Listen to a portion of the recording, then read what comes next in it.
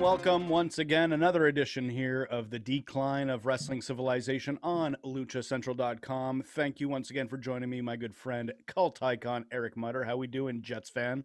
Hello, everybody. I have the hat. I have delivered my promise to the Canadian people, the American people, whoever else is watching around the world. Hopefully, many people. Hopefully in Mexico, because we are on a Lucha site here. Of course, yeah. Hopefully, makes sense. Mexico is big fans of us here. And before we get too far, why don't you stand up and show the shirt you're wearing? Oh, yes. Look at this. The Brody Lee shirt right here. The Brody Lee tribute shirt. It's a beautiful shirt. Already my favorite shirt. It was a gift to me. My mother saw that they had put these on sale on Pro Wrestling Tees. All the proceeds go to Brody's wife and children, and got it as a gift for me right there. So, like, with the best gift a son could ask for. Very nice. Given all of that. So, yeah, that was wonderful. I'm not wearing anything near as classy. My Sleepaway Camp Arawak hat, my Child's Play 2 Chucky shirt. That's the only thing. WCW legend Chucky. That's right. That's true. That's 2 weeks in a row. I think I wore a Chucky shirt. And that allowed me to get that reference in 2 weeks in a row. And another Rick Steiner reference as well. Speaking of Brody Lee, it's probably a couple weeks behind now, but I was just telling you before we went on the air that I recently watched an episode of the Impractical Jokers dinner party show that they've been doing during the quarantine. And they ended with a tribute to Brody Lee after he passed away. And it was weird because about 2 or 3 weeks ago, when I started watching the show, I've been kind of marathoning them with my wife. Yeah. About maybe in May or June when they started, the same character, Sal Volcano, that's his actual name, he's not a character, but he was on the show wearing an Exalted One t-shirt. And then I remember that. Yeah, I remember that was a story at the time. So now he's the one who was in the picture with John Huber, Brody Lee Jr. Brody Lee is not Junior, sorry. He was on Dark instead. But Brody Lee, and they were all hanging out somewhere, I couldn't tell. Either way, we're also big wrestling fans. I'm a huge Impractical Jokers fan, and unfortunately, I sullied the show with my horror stuff. We almost named the show The Horrors of Wrestling because of it, but we are the Decline of Wrestling Civilization because we kind of highlight how the world of wrestling has declined in a lot of ways, though it's not gone. Obviously, there's a lot of good stuff to talk about. Though, this week, the big news, I don't know if it's good or bad right now. It's kind of up in the air. Peacock. So the WWE Network in the U.S. is going to be basically no more as of March, I think 18th of March. It's going the way of Sunday Night Heat and Velocity, man. There you go. Leave the memories alone. And all that content that's on the WWE Network is moving over to the NBC streaming service of Peacock. It is all of it, right? I from what I understand, it's all of it. Okay. And it's not a purchase, it's more like a rental. So WWE is just making money off it. There's really no loss of rights because they still own it. Yes. But they are renting it out to Peacock, and it'll be interesting to see how that'll change. I'll say the entire wrestling world, but let's start with just discussing WWE for now. I was noticing that they announced this in the first 2 months before WrestleMania, which is the exact timing when they launched the network in 2014. The WrestleMania was the first pay-per-view they showed after the launch of the network. Right. And while there is going to be Fastlane first in March, apparently there's still going to be, it's still the road to WrestleMania where they're making this big announcement. Yeah. Right. So the deal, the structure from my understanding is it's for 5 years. For $1 billion. So it's basically $200 million a year. Unreal. Right there. And like you said, it is a rental. They still own the rights. They're just renting it out to NBC Universal to show it on this Peacock streaming service. And such. Now, some people, if you have a certain cable provider, like if you have like Comcast or something like that, my understanding is you pretty much get this for free. Okay. If you don't, you have to pay $4.99, and then you get the network and all the stuff with it with ads. Exactly. And then if you pay the $9.99 price, you get it without the ads. So, which is an incredible value. I sound like we're spokespeople here for NBC right now, but considering that the people in the states that we're paying for the network were already paying $9.99, they're just transferring it to a different business. Yes, and they are doing that too. They're transferring all the subscribers over. If I'm and you're getting an incredible amount of added material because you have the NBC catalog. So the people that are missing, I think The Office used to be on Netflix, now that's on Peacock. So if you've been missing that, you might be able to take advantage of that. Yes, who doesn't miss Jim and Dwight and Pam? Jim and Pam. It started well and then it ended poorly. I won't say it ended poorly. It just wasn't as good, but still, a couple of those highlight videos, they'll come up on Facebook and even, that was funny. It was no Ross and Rachel, I'll tell you that much. I couldn't give two craps about Friends. You getting heat already. We're not even 10 minutes in right here. I love Friends. I like my sitcoms to have the calm. Hey, Friends was hysterical. You're one of them Seinfeld fans, aren't you? Seinfeld was okay. I liked it. I wouldn't go crazy for it. But it's also been a long time since I've seen an episode. Maybe that's been a factor. Frasier then? No, but I was too young at that point. Frasier came on, and I think I was 12 years old when Cheers was off the air, and it switched over to Frasier. Yeah. I'd have to go back in time and see that again. Maybe. Especially since I worked in radio, that aspect might have been appreciated. South Park fan then? Oh, no question. third time was the charm there for me. There you go. So anyways, sticking to the Peacock story, this will be interesting leading into WrestleMania. The other aspect that it's all up in the air, first off. So everything we're going to say, we've listed off a lot of the facts, but we don't know what the end goal is going to be. And the one thing I wanted to point out is when WWE launched the network in 2014, they were ahead of the curve in streaming. It's not that no one else was doing it, but no one did it the way they did. And then since then, a lot of people have followed that pattern. Right. It seems that WWE started.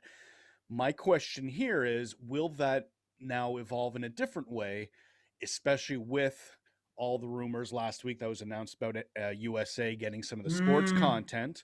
Will NXT or even unlikely, but perhaps Raw, be moved over to the streaming service in some way?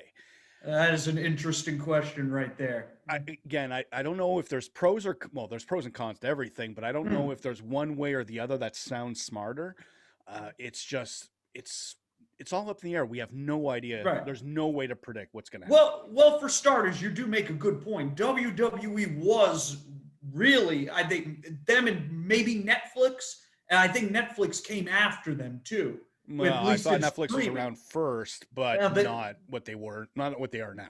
Yeah, no, they weren't. I don't believe they were streaming, or at least to the level they are now at the time that the network was launched. But that was obviously 6 years ago. WWE was one of the first, so they did pioneer it on the one hand. On the other hand, I think we can look at it now and say that overall, it didn't hit the heights that they certainly thought. They thought they were going to get 3 million subscribers at one point when they launched that. And then, I mean, for the first year, they struggled to get, no, they didn't even get 1 million in the first year. It took them a while to get It took them until after the disastrous Rumble in 2015, like the day after you and I canceled our subscriptions. The next day, they're like, oh, by the way, we got over 1 million subscribers to kind of soften the blow of that horrible event and all the bad press, because that was the canceled WWE Network event too. That was when that trended, and they did get over 1 million then, but they never really grew past 1.5, 1.7 overall. Right. I mean, here in the States right now, they're at, I believe, 1.1 million subscribers, which obviously isn't awful, but it's nowhere near what they thought. So in some regards, like, it's difficult because on the one hand, it didn't succeed the way many people expected, but on the other hand, Vince then turned it into $1 billion. It definitely succeeded. It just didn't reach the limits that they expected it to. I think that's the best way to put it. But at the same time, it did give Vince $1 billion. So perhaps it did succeed in the way Vince expected it to. It succeeded in a different way than what they announced. But that's something we got to keep in mind. Whenever a company announces that they expect it to be this, whether they're talking to shareholders or... Well, yeah, that was the whole reason they wanted the stock to go up then. Yeah. Which I totally get. But at the same time, it's BS. There's no way to predict whether that is what's going to end up happening. And unfortunately, while I am still a WWE fan, there's no denying it's not what it was even 7 years ago when the network launched. So, but I would argue that's what makes this all the more impressive. I mean, I'll cards on the table right now. I think this is a terrific deal for Vince McMahon. I mean, now maybe I will feel differently as time goes on, but at least for right now, I mean, this, like, just look at the product overall. Ratings wise, they're the weakest they have ever been. The network was not drawing the amount of people that they hoped to draw. They've obviously lost a ton of money from the lack of live gates due to the pandemic. We had how many scandals from them in the past year that made them look absolutely horrible to so many people? And that's just the last year, which isn't counting the Saudi Arabia deals that we've been hearing for the last 3 or 4 years. And all the other stuff that goes back even further. And despite all of that, Vince still got $1 billion over 5 years for the, I mean, for NBC, I question it from NBC's end. I don't question it from Vince's end. If I were Vince, I would have taken this deal immediately too. If you're NBC, I mean, I get the logic behind it. They're hoping that they get just a bulk of those subscribers from the network to come over so they can strengthen their own thing, which they're trying to make money off. And maybe it will work. But $1 billion for wrestling, for a product that, let's be real, is kind of niche at this point, even though there's a lot of stuff for hardcore people to be excited about, it's not a mainstream, type of fad right now like it was in the 90s or the 80s. Like, if I were NBC, I wouldn't have given $1 billion over. I'm not sure if I would have given hundreds of millions over for it, but they did, and Vince is the benefits from it here. I think what we're missing on that is they've had a tie, especially Vince McMahon, with NBC for years. That's where Saturday Night's Main Event started. So I wouldn't be surprised if they are pushing all their own classic material, whether obviously Saturday Night Live is going to be a big one. I've seen a lot of talk about that on the Peacock network when you go into the 80s for that era. And then they could tie into the fact that, hey, NBC hosted Saturday Night's Main Event as well. They had a couple other events, the main event, and then I think that relaunch of the Saturday Night's Main Event in 2006 or whatever it was. Yeah, those shows that we all got excited for, then watched them and then wondered, why did we get excited for? I do remember that Shane and Vince put HBK in the sharpshooter for one of those shows, though. Amazing. But here's the thing. So that is a good point there. But I mean, that was one of the things that WWE was banking on to help draw the network. And that didn't really work because, as it turned, like, a lot of people thought fans would sign up to watch the classic WWE stuff, the classic WCW stuff, world class, Mid-South, AWA. They pretty much have everything except, the promotions that still exist out there on that network. And Stampede, I don't believe they have that because Brett took it off or something like that. But a lot of people thought that stuff would be the big draw to the network. And that really wasn't the case because most people who are going to be drawn to this network have seen this stuff over and over and over again. So they were actually signing up because of the newer product, to see the newer pay-per-views and such. And as we've talked about, those haven't been very good. I mean, not like the pay-per-views have been awful and such, but the Raws and the SmackDowns leading up to them have left a lot to be desired, which has led to less interest in the weekly product has definitely been suffering, but the pay-per-views have been, I don't want to say stellar. That's definitely not the case. No. But they've been regularly dependable, which yes.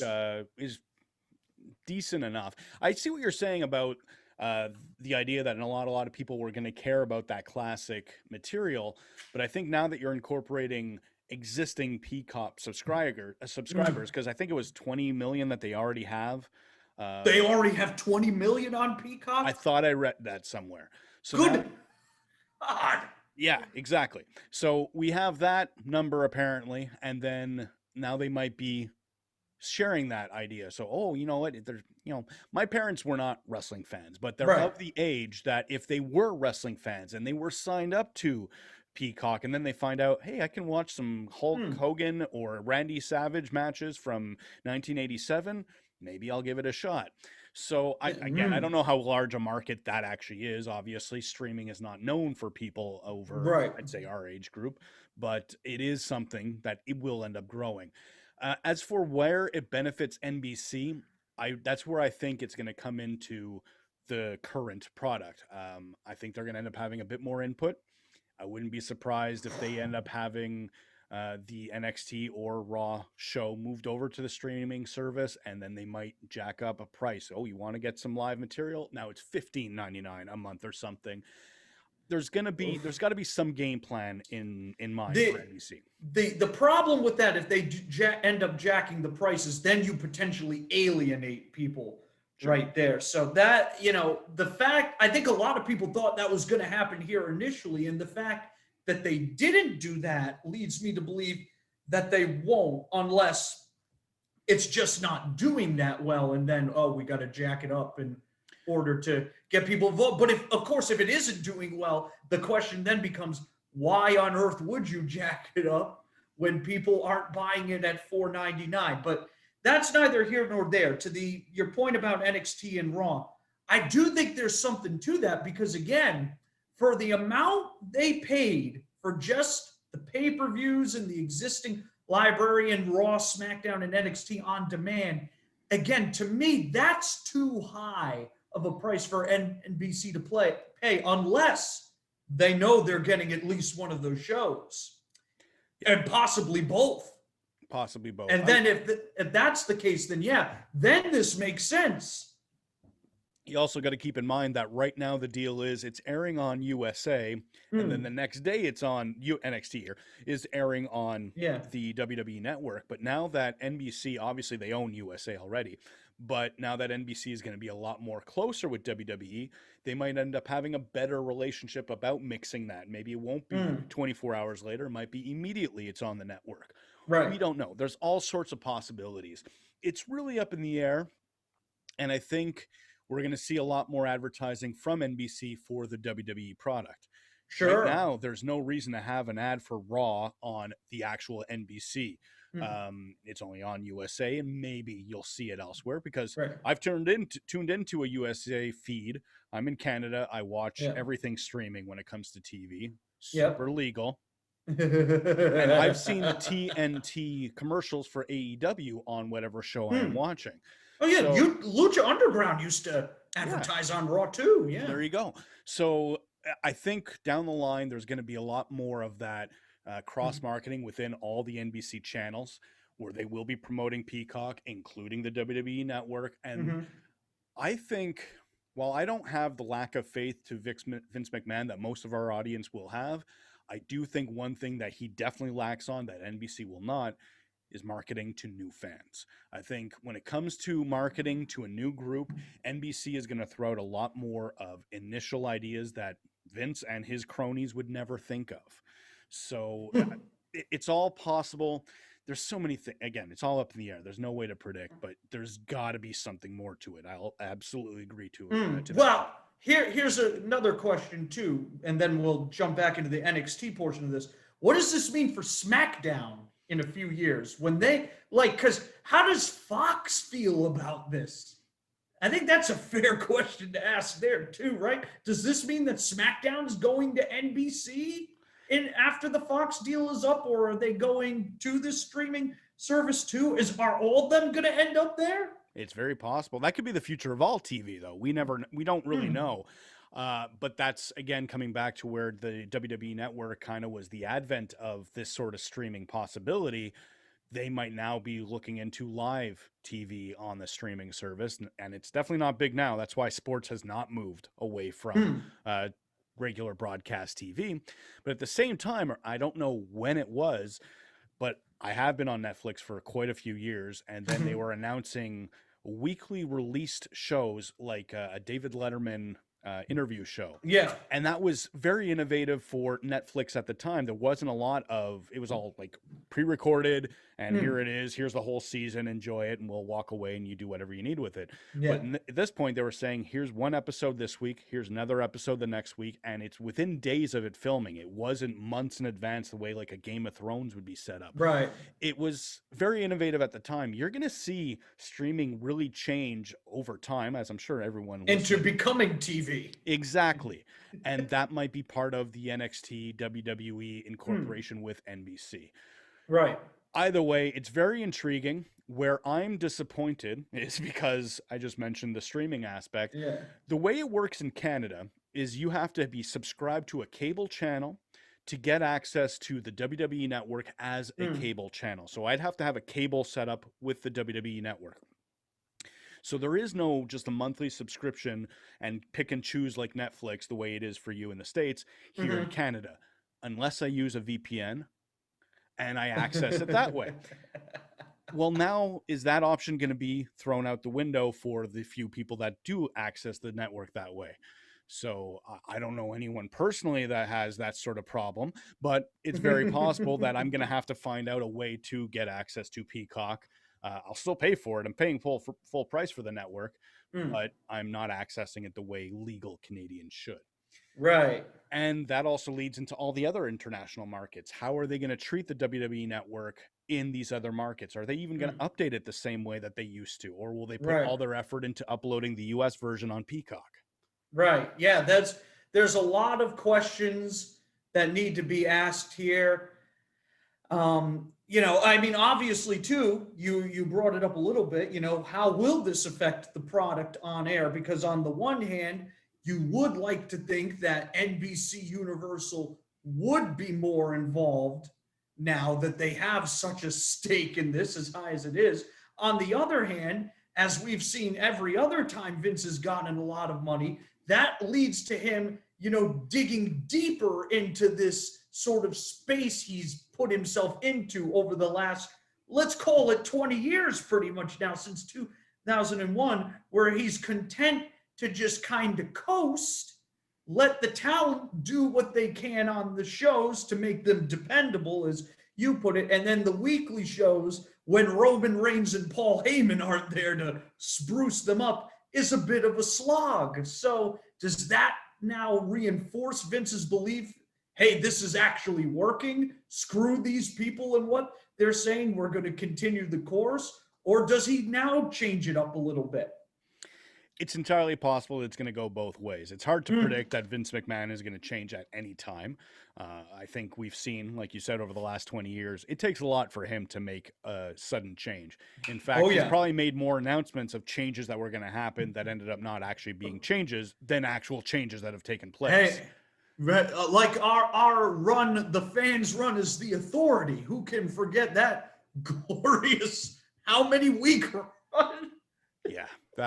Are you talking about when all four of them were in the ring announcing that we're going to start listening to you as an opening promo for Raw? No more Baron Corbin, who has then proceeded to main event pretty much ever since then. Was that an actual quote? No more Baron Corbin? I think it was probably not a direct quote, but something along those lines. And 5 years later, he's still there beating Dominic Mysterio in 2 minutes. Well, look, I don't have the problem with Baron Corbin that most people do, but I do understand that the WWE, they'll make a presentation, they'll make an announcement, and then the follow through, it's not that it's not there, but it's not there to the extent that the expectations are there for. We as fans, we're rabid. Well, I know you not personally, but in general, if you're watching this, you're a rabid wrestling fan of whatever promotion you're into. So for those that do watch WWE, you're ravenous. You want to have something new. There's no way, as much as I enjoy WWE, you'll never hear me say anything was exciting, except maybe the pay-per-views, especially Royal Rumble coming up, which we're going to get to in a few minutes. Yeah. But excitement and WWE do not mix in 2020 or 2021.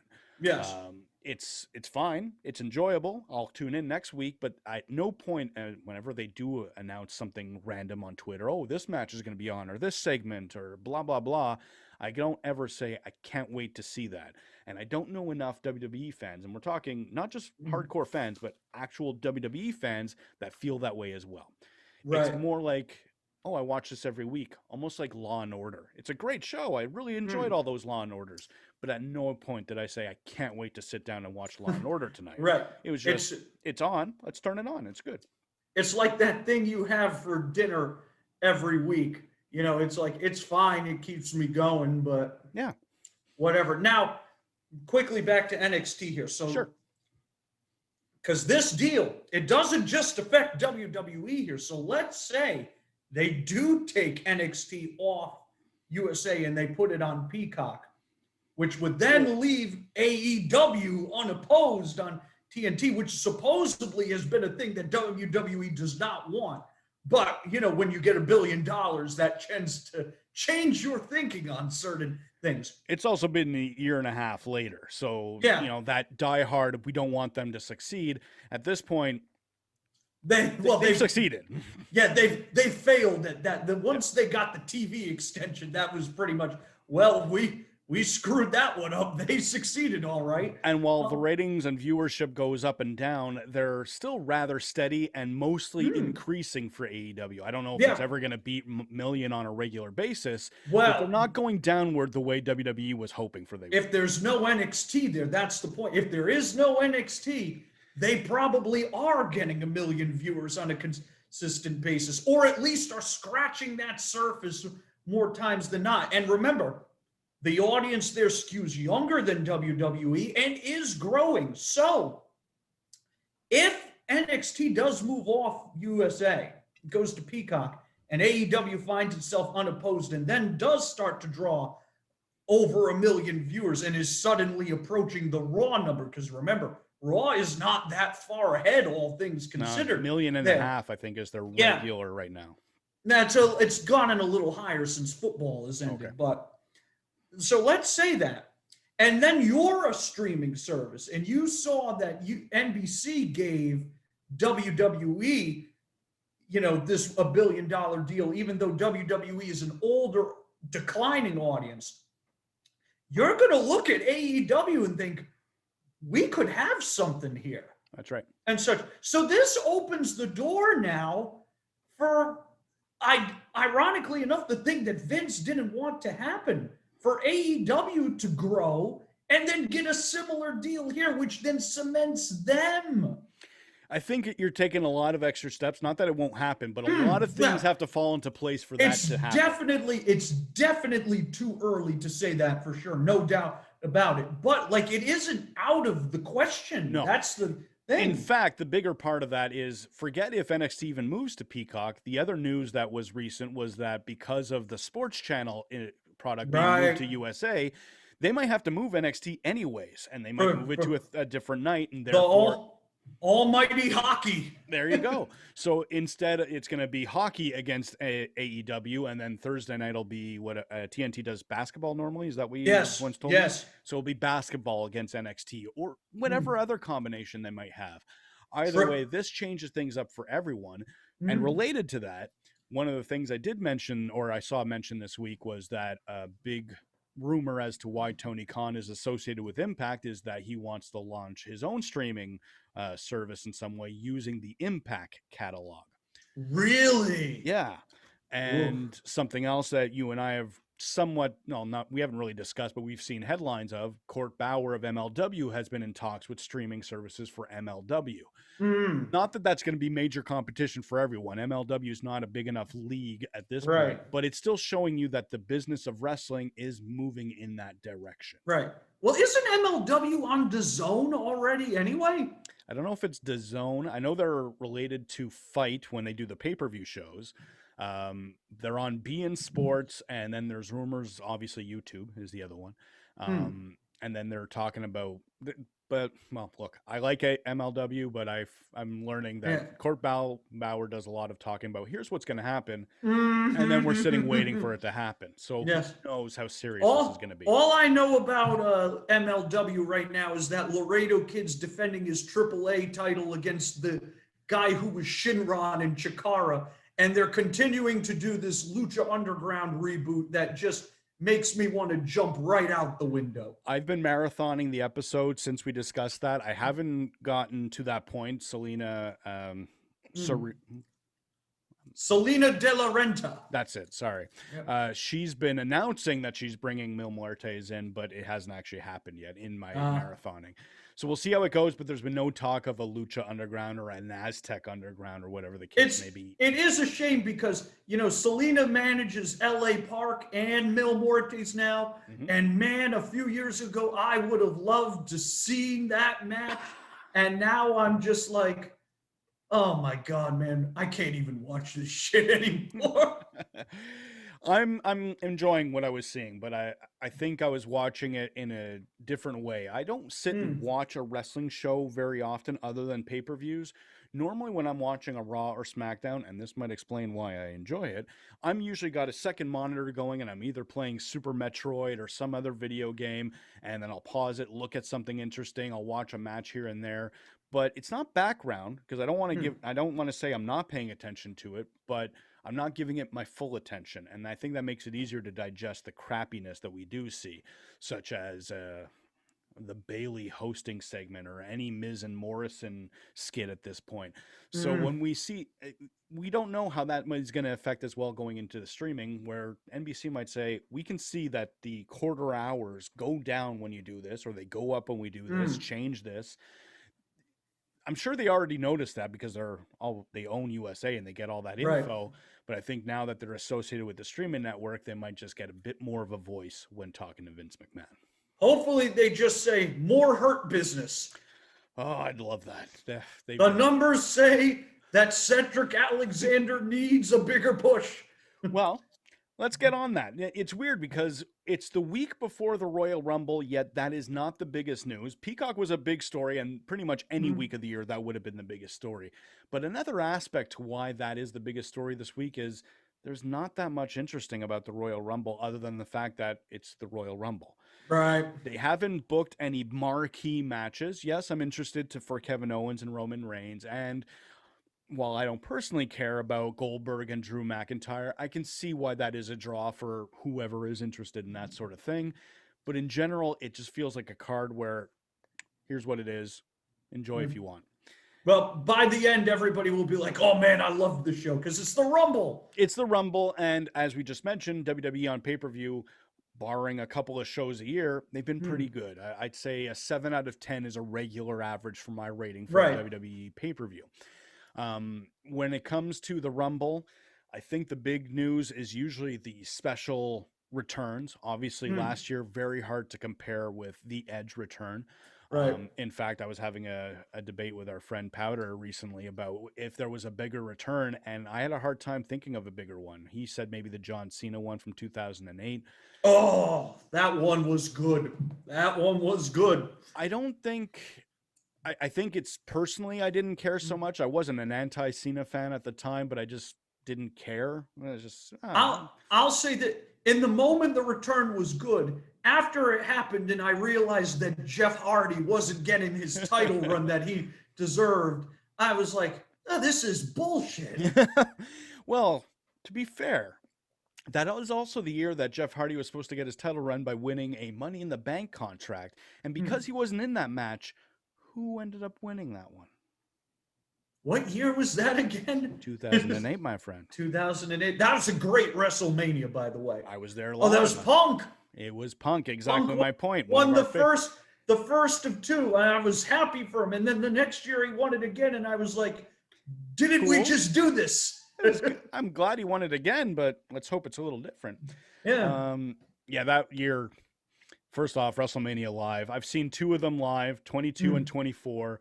Both were very enjoyable, and being part of that atmosphere is great. But 22 was a great show. That is a really underrated show. So I got to see the live, and we'll leave it at that.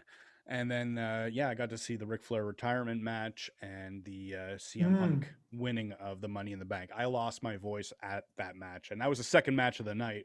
I couldn't react to anything else the rest of the night. Matt Hardy attacked MVP in that match, didn't he? Yeah, he came out of nowhere to block MVP. Yeah. You're right. The Floyd Mayweather Big Show match, too, was so much better than it had any right to be. I challenge anyone to find a better celebrity tie-in match ever in any promotion. It is the best one. Oh, there's definitely one that I'm not thinking of right now. Do we count Mongo and Kevin Green as celebrities? You can. I'm not a football guy, so I don't know how big their celebrity was in WCW at that time. Right. Well, that match with them against Rick and Arn Anderson is awesome.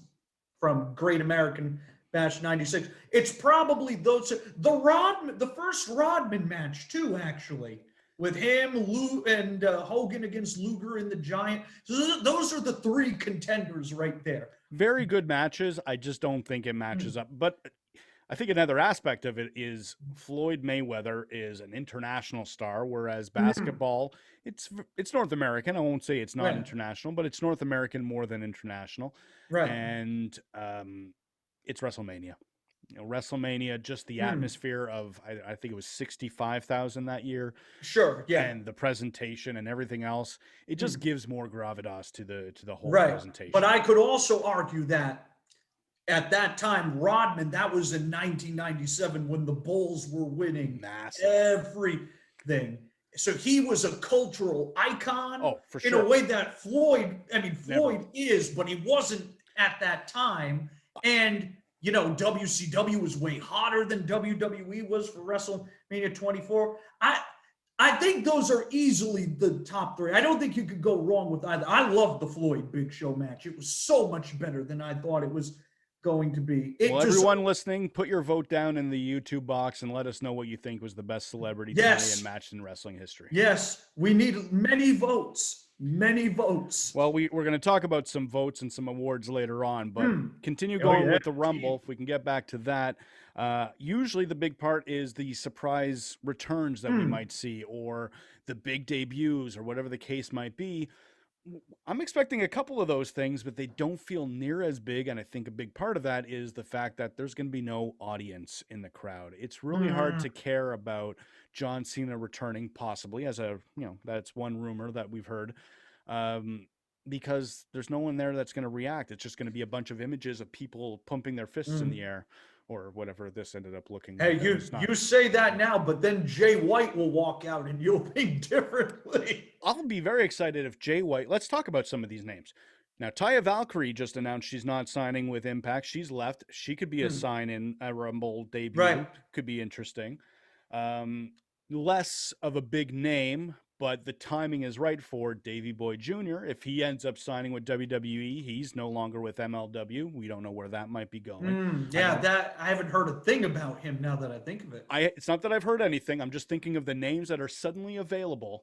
He's one of them, but I also don't see him being a big enough name for him to get that sort of push. But that would be a guy if he walked out. I love the guy too, but if he walked out there, people on the Thunderdome would be like, oh, this guy. Yeah. I think that would be a better signing if you were to go to like an NXT version of the Rumble where people would react. But that's also why I don't think he's going to end up in NXT. Seth has been gone. This is a good opportunity. Seth is a big one. I guess Becky, if Vince somehow used his Jedi mind trick on her or something like that. Well, a Rumble spot...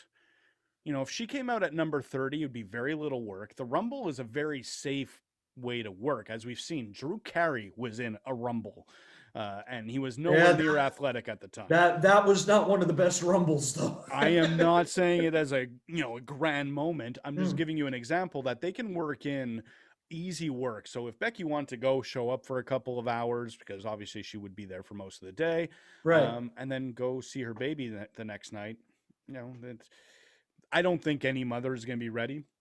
No, I've seen too many mothers that they'll think, oh, I can't wait to get back to work, and then once that opportunity happens, they have a hard time deciding. So what about, so all right, well, see, okay, here's the thing, as we're talking about these surprises. All right. First we need to figure out who has a chance to win this match, because that then helps, to see, well, if there is going to be surprise, who then of those surprises has a legitimate chance to win here. So who are you thinking wins these matches? We'll start with the women's one. Oh, okay.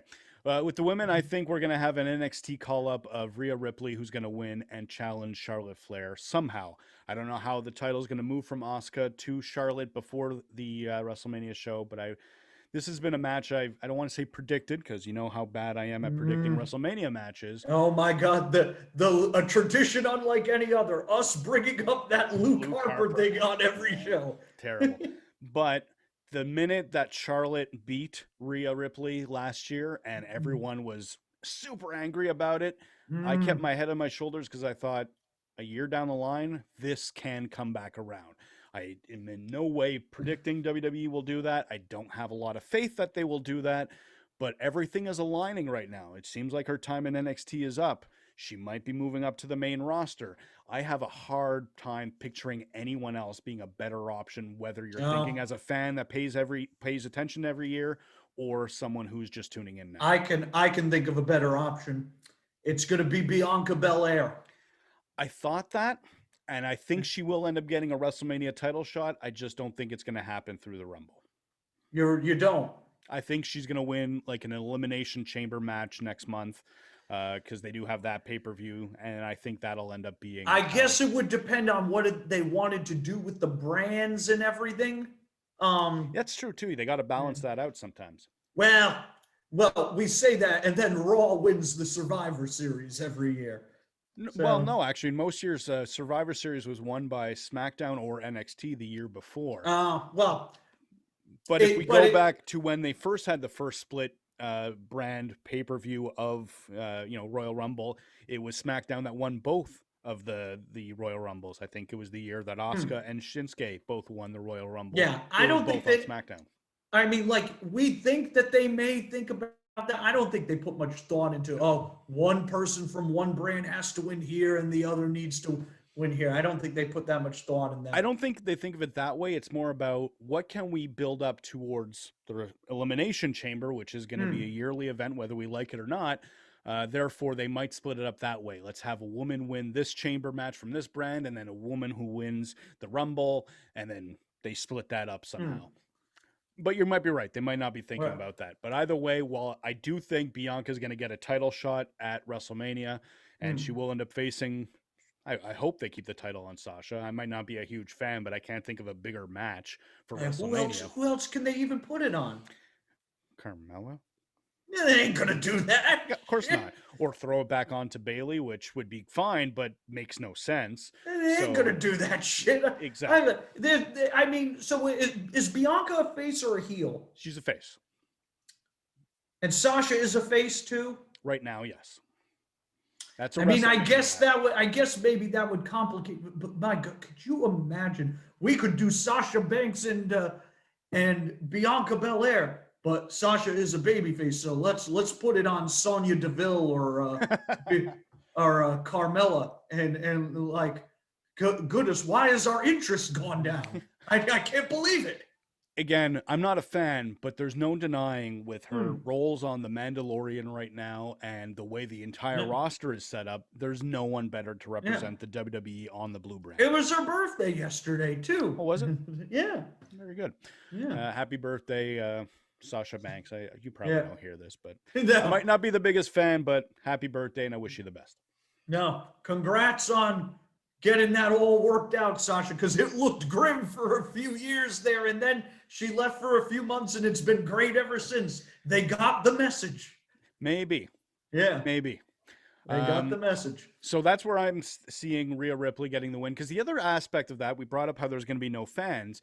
So WWE can book this show and pump in the crowd noise that they want. So they can book anyone to become a crowd favorite if they wish, or boo them if they want. Oh, yeah, that's kind of dangerous, though, too, because then they could push someone that they know nobody likes and give them the win, too, if they want. So Baron Corbin's winning is what you're saying?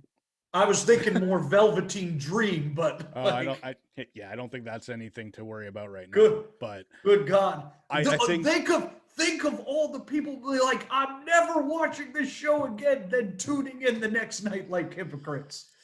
100%. Coming back to the Charlotte Rhea Ripley stuff, Charlotte, you were asking who's playing a babyface on SmackDown. Yeah. She's been a babyface, but she's been having this story with Lacey Evans and Ric Flair, and no matter what anyone says, while they're Al Wilson 2021, very similar, absolutely. Yeah. While they're doing this story and they're presenting Charlotte as the babyface, it's going to be really hard to sustain that because Charlotte she can be likable. But it's Ric Flair, who's one of the most legendary people of all times. It's hard to boo him and cheer Charlotte. If that's the dynamic they're going for, that's not going to work. Yeah, I don't see that working. It's a good idea. I definitely grant you that. I mean, I don't know, because they do seem there's going to be something with Asuka and Alexa that's eventually going to have some finality to it.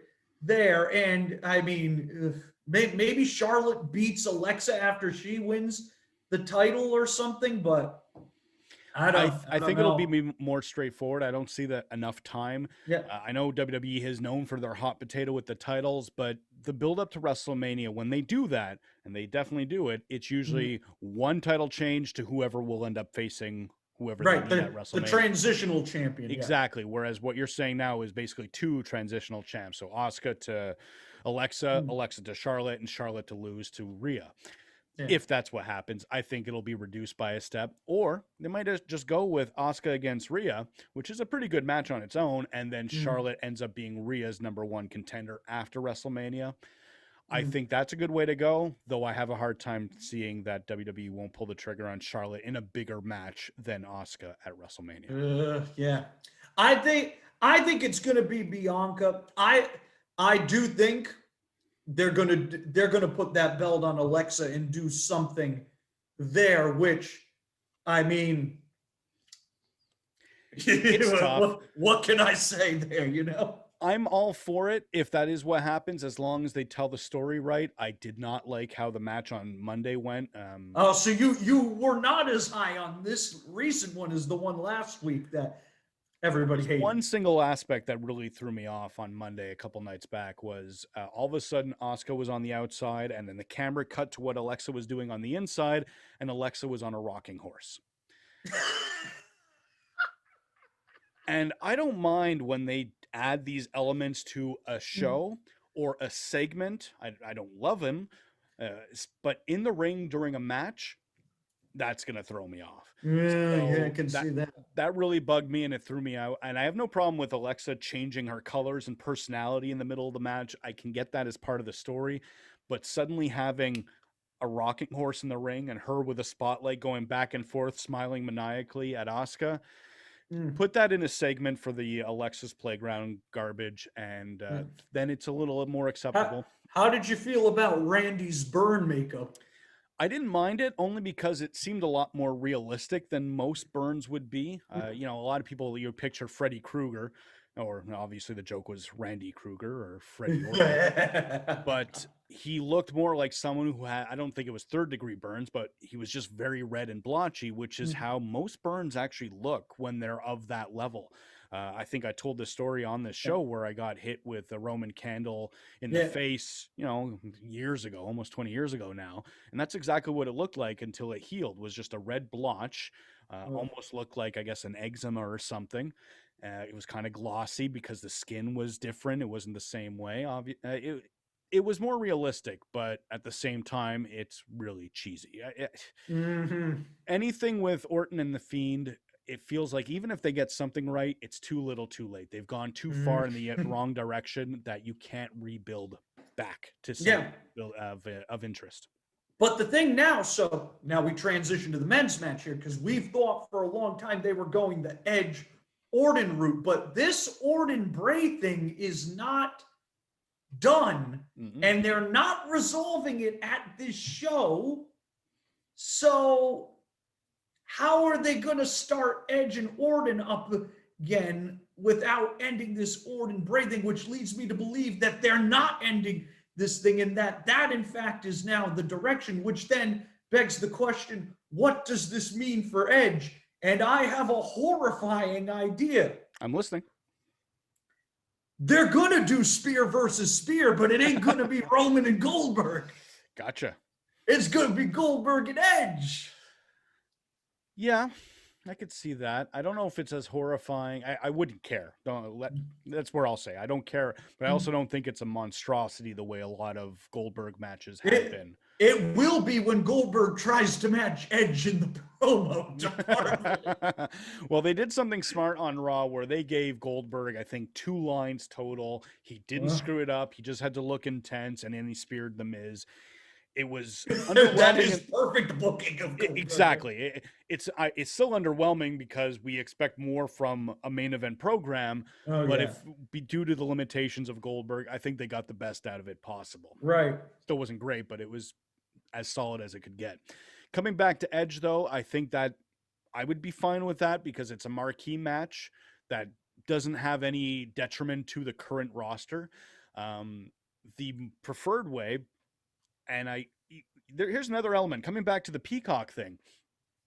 Right now, because they're doing this big launch, I have a feeling it's going to be all hands on deck to make this WrestleMania bigger. And I don't just mean by bringing everyone back, but putting the right combinations together.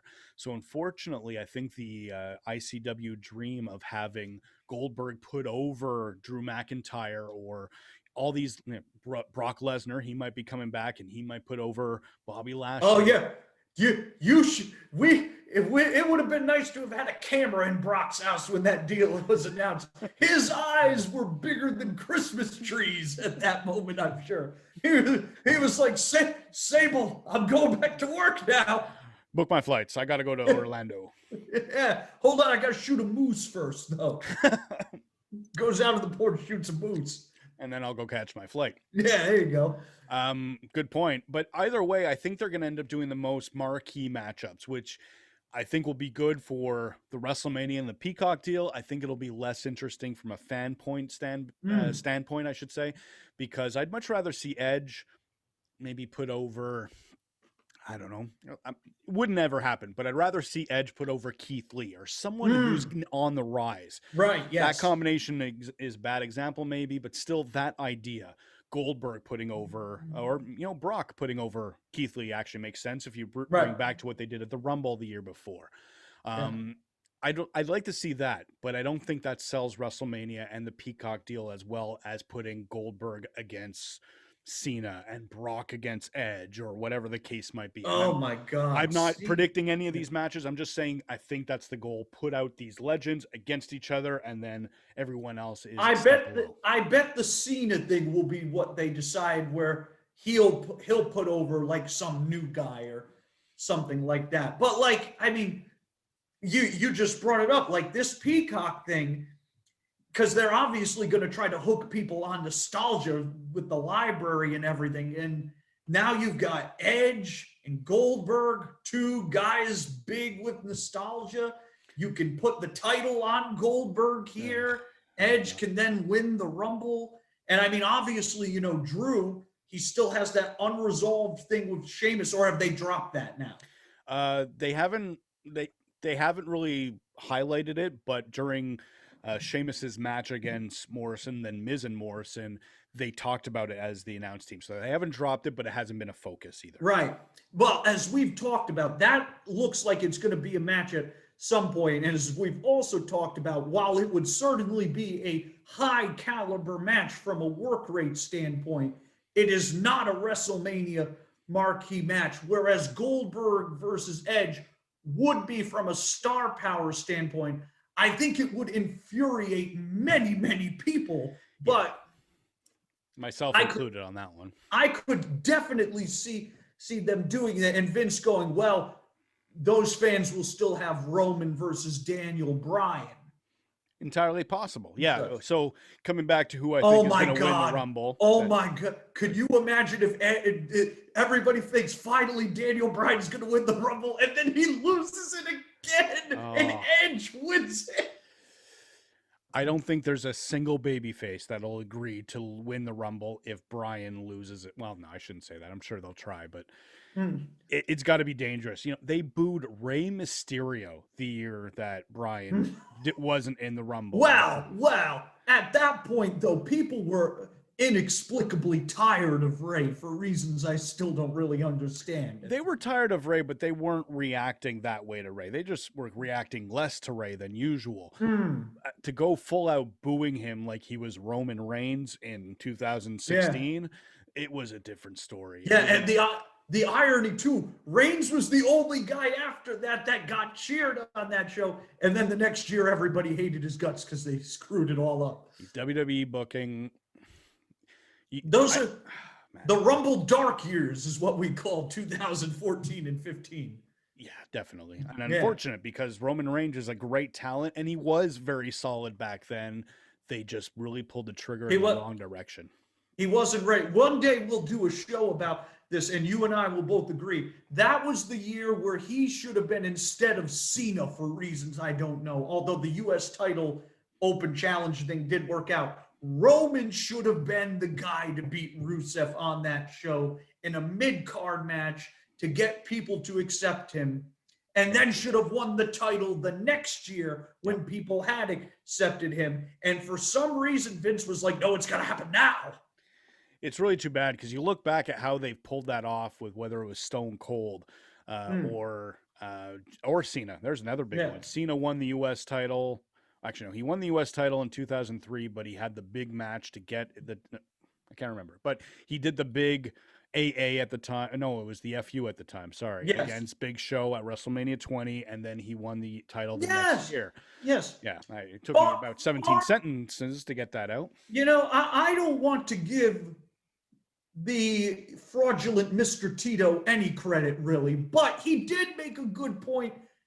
One good point many, many years ago when he pointed out that a lot of these guys who became big stars won these mid-card titles first and then worked their way up a year before they won it. And Roman should have taken that same path. And Vince was like, no, it's got to happen now, even though Bryan was more over, Moxley was more over. Hell, Dolph Ziggler was more over. Definitely that time. Year, yeah. Ryback arguably was more over, and that guy is nuts. All right. So, like, I don't think we knew that at the time, though. No, we didn't. Well, we did when he had the tweet, delete gimmick. You know, besides the point. That was pretty entertaining. He was like the social media Scott Steiner. Only thing I care about are my tweets and my deletes. Anyway. So one thing I wanted to mention real out of nowhere, but you might appreciate. Speaking of mid-card to the title, I'm watching all my WWF 1989 stuff now. They never really split up the Hart Foundation, but they are pushing Bret Hart as a single star in 89. Yes. This is not, the end of the Hart Foundation because they get back together and they win the titles a year later. Sure, yeah. But they are putting his first feud as a single star against Mr. Perfect in 1989. Then they revisit it in 91, and then revisit it in 93 for the King of the Ring. Yes. Amazing buildup. Yeah. Long gone. Those days are sadly long gone. Yeah, definitely. Yeah. So coming back to that, you're absolutely right. And I hope they keep that in mind with the stars of this era. Like whether they're going to become big stars or not is arguable, but you can tell that WWE has their sights set on Riddle, Keith Lee, and right now Riddle looks to be in line for a U.S. title shot. He might end up getting the title and building it up, and maybe we'll see where he is the year later. I hope they go that route. I don't know if I would have chosen Riddle out of everyone for that, but at least it looks like they're going slow with these stars. Right. Yeah. They definitely messed it up with Roman. Yes, they definitely did not get that one right there. And he was the one that ultimately, like, that wasn't his fault. Like, a lot of people, when people were so angry, they, like, the people who defended that decision, oh, why do you hate Roman? And the reality is nobody really did hate Roman. They hated what Vince stupidly did to him. Right. It wasn't about Roman. It was about the booking. And you can't boo Vince because he ain't out there. So the only way you can show your disapproval is when Roman is out there. And yet Roman, but granted, Roman is not also, he wasn't the guy he is now. No. He was a terrible promo back then, which is what also held him back. And he gradually did improve. And he was always a good athlete, and he was getting to becoming a good worker at the time, and eventually did evolve into that. So, but it wasn't on him; it was on Vince. Absolutely. But coming back to that stuff is, would Roman be as effective as a heel now if he wasn't pushed as a babyface so strong for the last 4 years? It's really hard to tell. I'm not saying WWE did the right thing, because they definitely messed it up.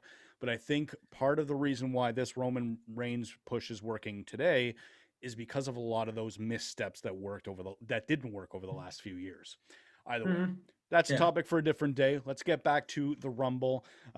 We mentioned that I predict Daniel Bryan. Another name that I thought might be winning until about the last month or two was Big E. It seemed like they were building him up to a title win at WrestleMania, but they might be doing exactly what we are describing, where he's getting the IC title and he's going to build himself up to the main event, maybe by SummerSlam.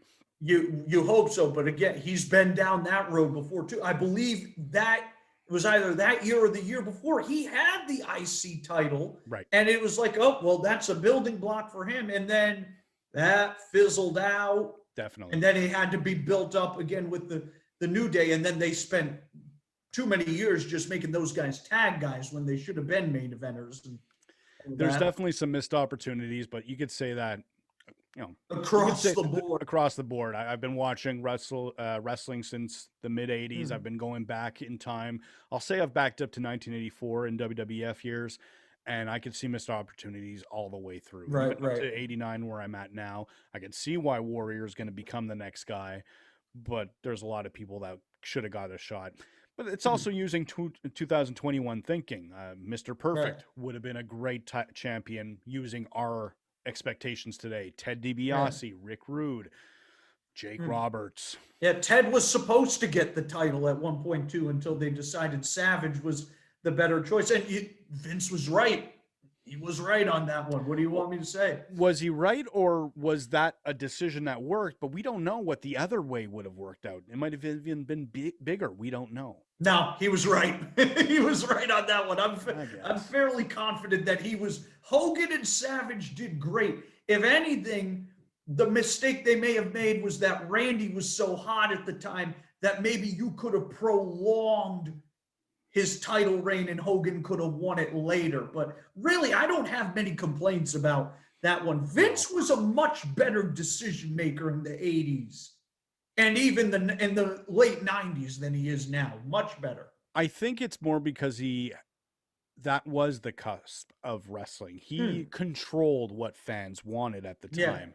Today, fans decide for Vince what they want in a different way. He lost control. And he lost control. And I don't think he's so much out of date. I don't know. Out of touch. That's the popular phrase. Yeah. Yeah. I don't know if he's so much out of touch or as much as he doesn't know how to get the control again while still keeping the focus that he needs for the WWE. And unfortunately, this always angers everyone I discuss this with. IWC fans have no idea how to book a show. They don't have any idea how to book a promotion. They don't understand everything that comes into play.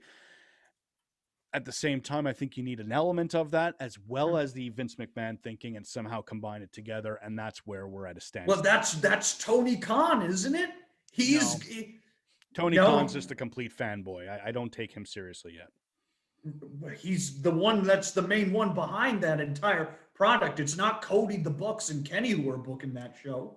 He's got a lot of things right. I think it'll take time for them to really prove that this was the right thing to do. Because unfortunately, 1 year or 2 years, to me, you're capitalizing on a hot trend and a fan base that's ravenous because they've been disappointed by WWE. Let's see if they could sustain that. I'm very impressed. It might not be for me, the AEW promotion, but I'm very impressed with what they've succeeded with. But it'll take a lot more for me to say, oh, he's got the Vince McMahon touch of 1984. They're not at that point yet. Well, but again, people said the same thing about Vince at that time too. And such. And Vince was on the right track then as well. And Tony is on the right track here too. Certainly, Tony has done better in this year, 2 years, than Dixie Carter did in how many years? That's a different story altogether. Right. So let's come back to the Rumble quickly. Yes. I think I mentioned Taya. I don't know if there's anyone else as a free agent that's a big enough name that might show up as a surprise signing. Tessa Blanchard. Thank you very much. That is one exception. And again, coming back to the fact that there's no fans, and if any promotion is going to give her a shot, it could be WWE. They could do Charlotte and her. That's something. Yeah. Yeah. I don't know if they'll be able to pull it off as well, because they're going to pull back on anything that does reference AEW, and with Tully Blanchard being there now, they might not go that route. But there's plenty of couples and family members who are, one person's in AEW, the other's in WWE. So I don't know if that would be a big deal. The bigger deal with that one would be that there are going to be fans at WrestleMania. And that would not go over well there, Tessa, I don't think. Well, you're also talking about a very isolated group. They're not leaving Florida right now, so it's just going to be rabid Florida fans. I'm not saying there's no hardcore fans there. Obviously, with Jacksonville right around the corner, there's a lot of hardcore wrestling fans in that area. Sure. Yep. But I don't think you're going to be getting just hardcore fans at that WrestleMania the way we are used to. You know, I said I went to 2 WrestleManias because it's a road trip destination. You plan out your vacation around going to wherever WrestleMania is when you're a wrestling fan. Jericho's Cruise is the same way. You make an atmosphere where it's these people as an international gathering. That won't be what it is now because there's no international gathering. It's just going to be whoever can get to Florida. Travel is not the same. I know I'm not in the States, so I don't know how limiting it is. But I don't think you're going to get a lot of people from California flying out to Florida just to go see WrestleMania the same way they would have in 2 years ago, for example. Right, exactly. But but it's still, I mean, it's still a little bit of a risk there. I don't think she's going to be there. I have to think that at this point, if AEW or WWE really wanted Tessa Blanchard, she'd be in one of those promotions by now. The only reason I'm not saying I disagree.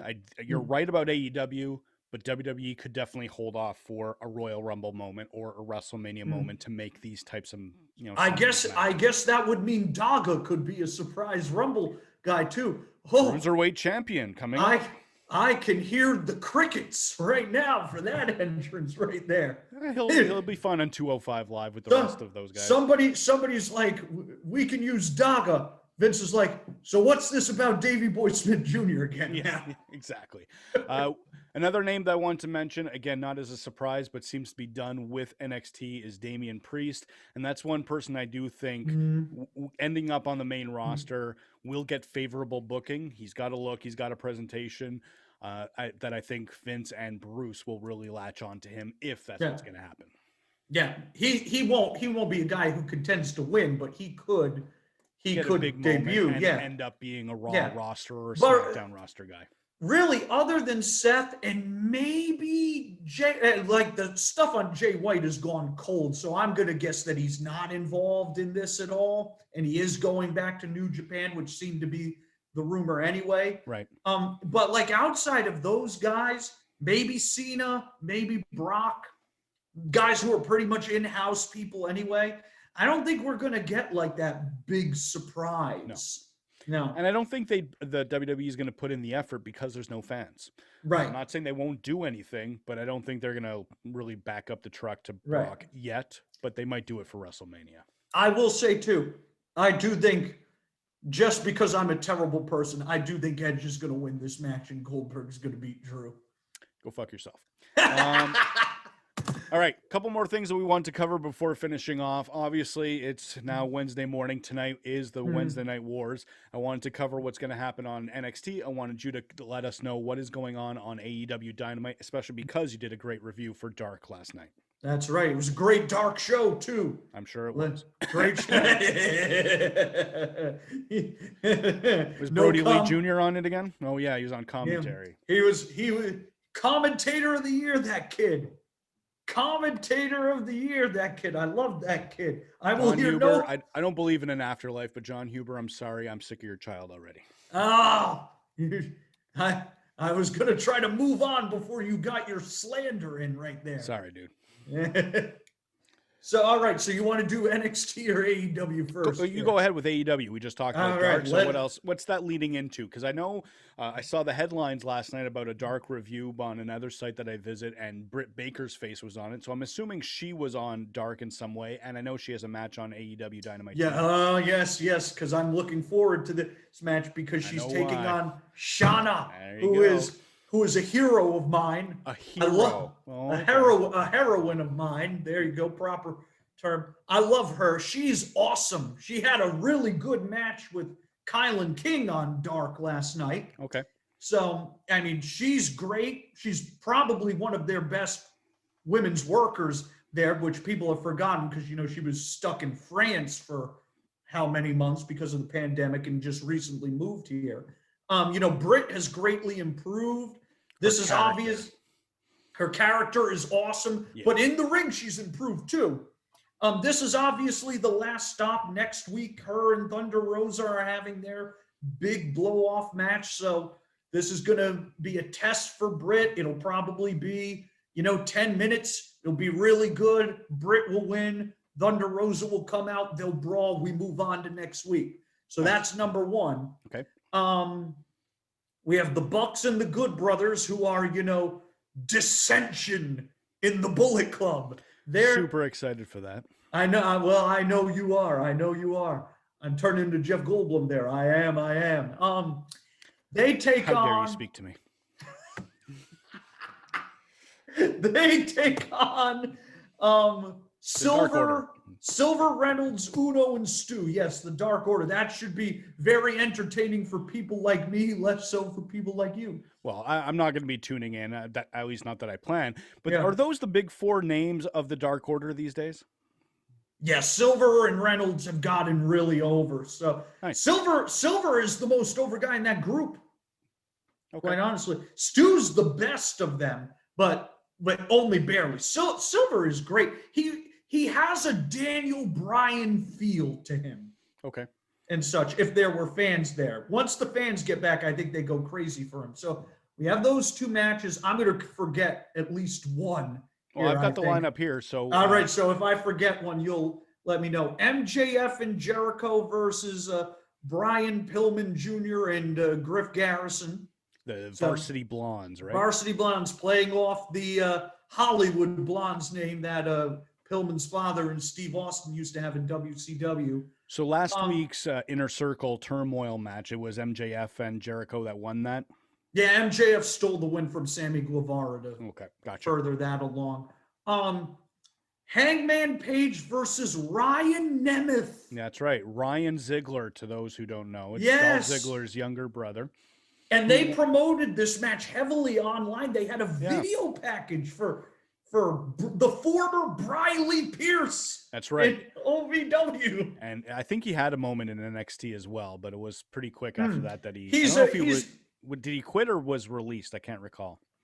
I believe he's one of the people that spoke out against Bill DeMott. I believe it was him, Luchasaurus, and Evilise. And ironically enough, they're now all in the same place. That's right. All three. Sure. So I don't know I've never seen the guy wrestle before. I don't know how good he is. He is a charismatic individual. He does movies and such. He did a good promo on this video package. They clearly see something in him to do this with Hangman. Then again, I also wouldn't be surprised to see Hangman beat him in 4 minutes and go back and chug a beer. So entirely possible. So we have that. We have Eddie Kingston versus Lance Archer. This has been built for quite a while now. Very strong build-up. Now, from an outside looking in at this card, this looks like a main event match. Is that what it's going to be, you think? I would lean towards it. But I will also say, because again, this show was taped. The hype for this show is the final match, which is Dax Harwood versus Jungle Boy, and a match where Luchasaurus, it's like one of those 1980s gimmicks. He's handcuffed to Tully and Cash to make sure they don't interfere. Meanwhile, Marco Stunt is left to roam free, apparently, there for some reason. They must not be concerned for him because he is smaller than Brody Jr. or whatever. But I digress. That match, apparently, this is like one of those Lucha Underground matches that people used to rave about. It was taped a week in advance, and now people are like, you can't wait to see this match. This match is awesome. You're not going to believe how good it was. Darby and Cage had that a few weeks ago, too. So that was the main event, wasn't it? Yes, I could see this being the main event for that. It's not a sexy match as a draw, but no. they may not care about that. They just may this is the best match and such. But in terms of build, Archer and Kingston has had the most build. Eddie is he's headlined a pay-per-view, for crying out loud. Lance has pretty much headlined big shows too. So I could see that being the case there. We'll see. We'll see. But the show has an appeal to it due to this Dax Harwood Jungle Boy match. It has a lot of hype, so people will be coming in to see that, I think. And then on top of that, they're building up to, is it called Beach Blast the next week? Yes, so Beach Blast a week from today. Yeah. It's going to have Kenny and the Good Brothers versus Phoenix, Pac, and Moxley. Moxley's going to cut a promo on this show, which will predictably be great. Yeah. Definitely. They're going to have Britt and Thunder Rosa on that show next week, and they're going to have the wedding where the Kipper and Penelope try to upstage Miro's awesome tracksuit in another wedding angle that you totally care so much about.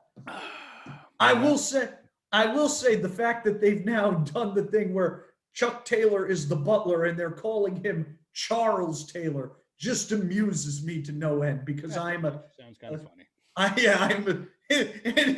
Miro is forcing him to look Orange Cassidy in the eye and go, Miro is my best friend now, and Orange is just like shaking his head and walking away laconically. It's pretty good. I was looking for my my plug, but I was going to say this sarcastic reaction brought to you by our sponsor, Slurm, but Slurm! I find my Slurm right now. Orange Cassidy's Orange Cassidy, ironically enough, is probably a huge Futurama fan. Yeah, it seems fitting with the sense of humor, I guess. But so then this again, sarcastic reaction brought to you by Slurm, the taste of the people. You don't want to know where it comes from, though. There it is. Your plug is bad, and you should feel bad. Absolutely. Well, NXT now. Well, I just wanted to say that once again, AEW is proving where they are ahead of the game. Whether I prefer NXT or not doesn't matter when it comes to promoting what's coming up. Yes. NXT out of the water. Now, I do actually have a lineup for NXT. They have announced certain matches, but I think without these tournaments, they wouldn't have done that. So we have what I think is the most interesting aspect is last week they had that fight pit between Ciampa and Thatcher, and then by Friday night for 205 Live, it was announced that they are now going to be a team in this tournament, and they won their first match on 205 Live. It's a bit of a tired trope, though I will say that about a month or two ago when this feud was starting, there was a sense of them having respect, and I was wondering if that's where it was going to end up, where they end up as a team. Right. And now I don't like the way it came together last minute for the tournament of all things. Very Cesaro Sheamus. Yeah. And honestly, the Bar was a great team for as long as they were around. It definitely was. So maybe it works out that way. I predict it will work out, but I have a feeling now we know who's going to win this tournament, because that's just the one predictable thing about NXT is they tend to do these throw together last minute teams to win the whole thing, other than when the former AOP did it. Yes. All right. So the matches we're going to see for the quarterfinals, the Grizzled Young Veterans are going to take on Leon Ruff and Kushida. And then the MSK team, the former Rascals, they're going to take on Drake Maverick and Killian Dane. Kind of hard to predict on either of those because I didn't expect Leon Ruff and Kushida to win the week before. No. But MSK is not losing this early.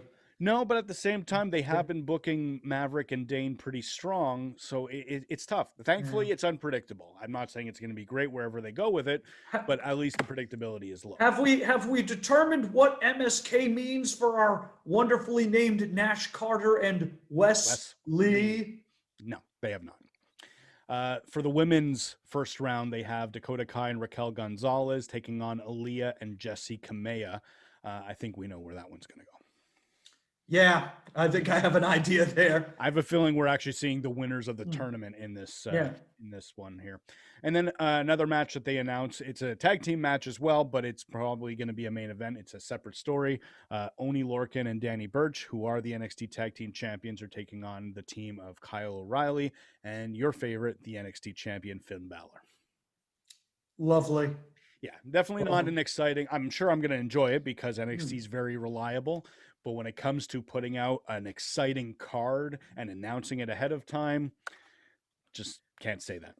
You know what we're seeing though, like this tag tournament has not done well for them in like the rate. Like, yeah, I mean, well, first off, I think we can both agree the ratings for last week were much higher than I expected them to be, given it was inauguration day here, and there was a lot of, is anything else going to happen? And thankfully, not a damn thing did. And then AEW went and drew around their normal numbers, and NXT didn't really do that. There's a lot of talk, Thatcher particularly, and I think Timothy Thatcher is a great worker, but he does have a reputation going back to his days in Evolve when he was the champion there. Okay.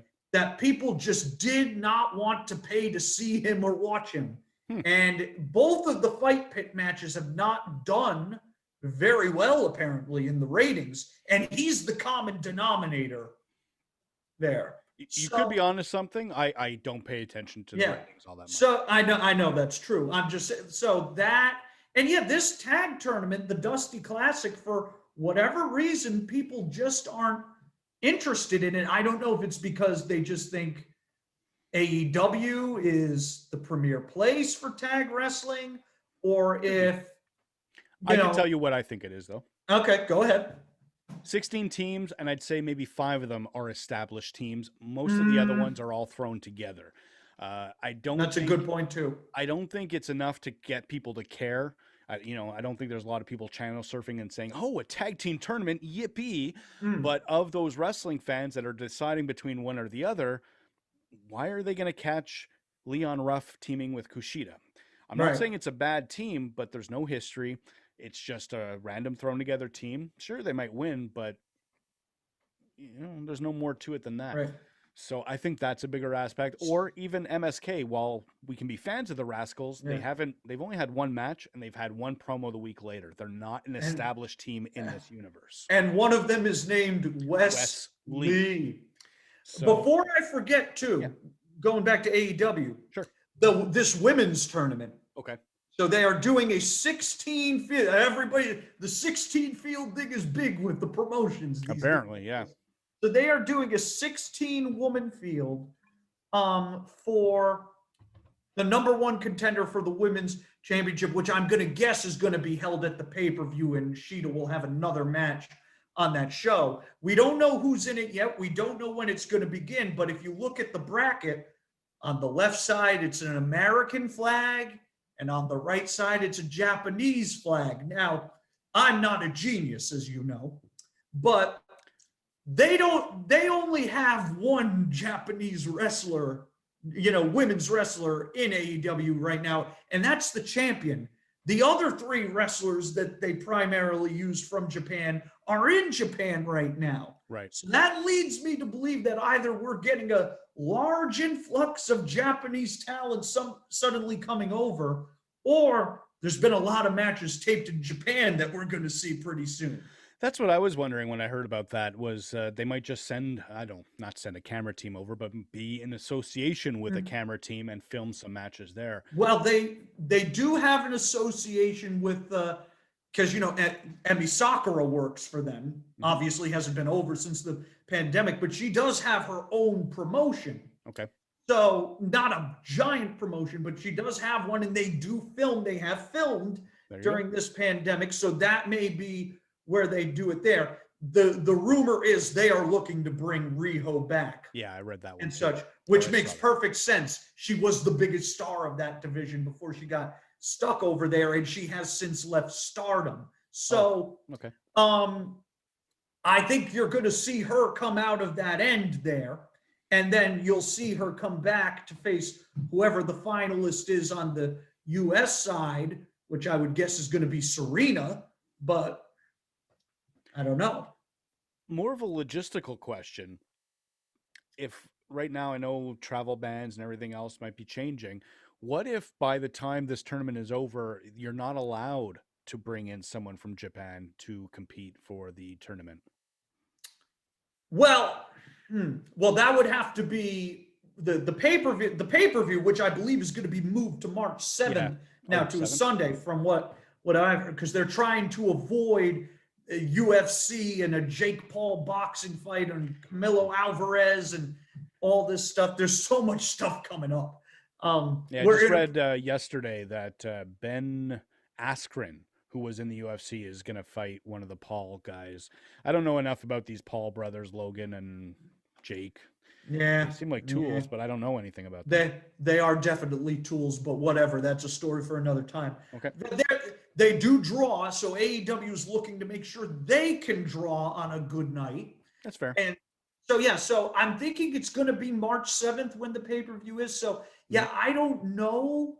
Who knows what it'll be like in a month from now. But my gut feeling is that I think if they don't have her over here already, I think this tournament's already been taped, is my theory. They've already taped the Japanese side of this. And I think Riho's going to be here at least a little while before the pay-per-view. And then I don't think she's going to go back. She's not in Japan wrestling for anybody in Japan anymore. Fair. So she'll just stay here like Shida does. So that's my gut feeling. I don't have any information there. But that is a fair question, because if they haven't taped this yet, then who the hell knows? It's going to be a weird one. I'm sure they found some sort of way around it, and I know Florida's been a little bit more lenient than the other, I was about to say provinces, but states. But I know I also read it was Biden making a federal decision of a travel ban of some kind. I don't follow American politics enough to know anything more than that. Right. Yeah, well, it's a wait and see thing with everything here. I mean, it's also possible. It's possible that they have that flag there and people are misinterpreting it to mean there's going to be a huge Japanese presence, when really it's just to signify there will be Japanese talent. It may not mean that there's 8 Japanese wrestlers in this. Either way, it is intriguing, and no doubt, while it might not be my promotion, they will promote the heck out of it, and they will do a great job getting the fans interested. And more importantly, the matches will be better here than the tag tournament, because it's going to be predominantly one-on-one. And as we get further in, that means you're going to see Serena having more singles matches, possibly Shauna, possibly Britt, possibly Ivelisse. Who knows who else is going to be in there? Obviously, if they're going to have a lot of Japanese talent, the wrestling there is largely going to be good, especially if they're using women from Tokyo, Joshi Pro, or even Stardom. So it's but again, like the travel ban thing, it is a wait and see thing. I hope they have more info on tonight's show, but it's a wait and see thing. It's the way of the world right now. 2021 is sit and wait. We'll find out. What you don't have to sit and wait for, you were telling me just before we got on the air that Lucha Central has the 2020 year-end awards going on. Yes. You want to clarify what's going on with that for me? All right. So we are doing our annual year-end awards. It's a fan vote thing. You get to vote for awards like Luchador of the Year, where the candidates are... Kalisto. No. We have standards at luchacentral.com other than having this show on the air. The nominees are Laredo Kid, Ray Phoenix, Pentagon, Titan from CMLL, and Santos Escobar.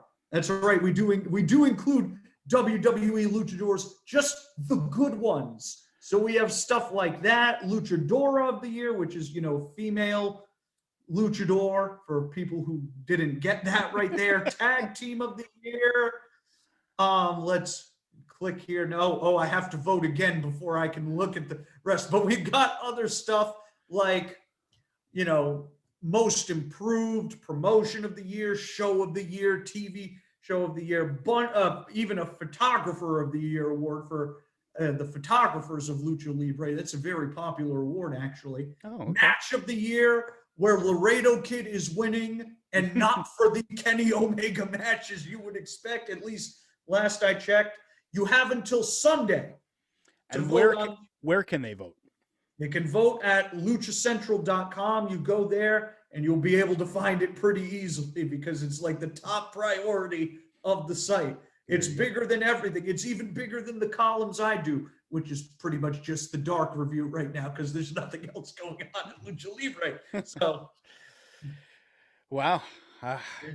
Does anyone do a Dynamite review for Lucha Central if you're covering dark? We do it for a Spanish-speaking audience. Okay. My pal Pep, I love you, Pep. He'll pop for that one right there. He'll pop for that one. He's a good man, that Pep. He is much better than me. I'll take your word for it. So to be better than you, not that difficult. Wow. What a way to send this show off with some massive heat right here. When I had a choice of co-host, it was either you or Ryback. What? You couldn't reach Mojo to be a candidate there? He was too busy with the Gronk. He was too busy. He's going to the Super Bowl party.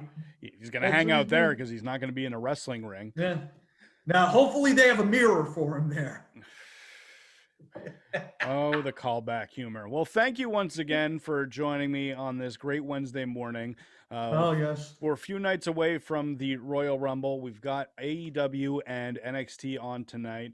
SmackDown is routinely solid, sometimes better than other days. So we got that Friday night. And then we didn't get to talk much about Impact that took place last night. That's because I haven't caught up with it yet. But neither have I. So we'll have to figure out what's going on in the world of Impact. We will be back with you again next Wednesday. And, Rumble talk. Who won? We'll try to talk about that, but we'll also see where the direction towards WrestleMania is going. I think that's going to be a much more interesting discussion, and we might even find out more about the Peacock deal. And I'll be honest, I just love saying Peacock for the obvious reasons. Because you're a Dalton Castle fan. Yes, I am. He's a free agent, by the way. Did you know that? Yes, I did know that. There was some rumors of him going to WWE and all that, but I have a feeling with his back, he's not going to be able to get hired. Yeah, that poor guy. Yeah, so I have a feeling he should stay with ROH, but we'll see what happens. Whatever. He might be good in like a training capacity, even with that broken back. So maybe an NXT hiring job could work out. He'd be a good commentator. He did good at All In, if you recall. He was the commentator for the Battle Royal. Okay. He was one of them. He's a very charismatic guy. I thought he was a great worker, honestly, when he was healthy. But he had a ton of injuries too, and that's just that big one though. That back one was terrible. He broke his back as the ROH champion. I did hear though, wasn't he okay in the Pure tournament? He was good, but at the same time, ROH taped. He could have been well protected. And one thing I noticed after every match was they brought out a lot of ice packs, and he obviously had his, and he lost. And I don't think he's worked more than one match since that Pure title tournament. And on the pay-per-view, the final battle, he actually worked as a commentator and then ended up having a match on the show. Maybe he could go to Mexico with Cage, get those stem cells injected in there. Well, that's done for Cage there. Is that stem cells that he's getting? Or is that something else that starts with the ST? No. Some of it is. Let's just end the show now before we get in control. I am not anti-stem cell for the factor. It's just that's not my first thing I'm thinking they're injecting into Brian Cage. And on that note, yes, thank you very much for joining us on the decline, not the recline. That's a recliner. This is the decline of Wrestling Civilization, and I'm hoping if I can learn how to do my artwork, we'll have some new artwork for you by next week with the show. Super exciting, at least for me, because it's kind of fun. Eric, you froze on me. Yes, can't wait. Yes, I am still here. Can you not hear me? I can hear you now, but it started conking out on me a little bit there. What a way to end the show. Conking out with the Gronk references. Well, thank you again. We'll see you next week. See you after the Rumble. Bye, everybody.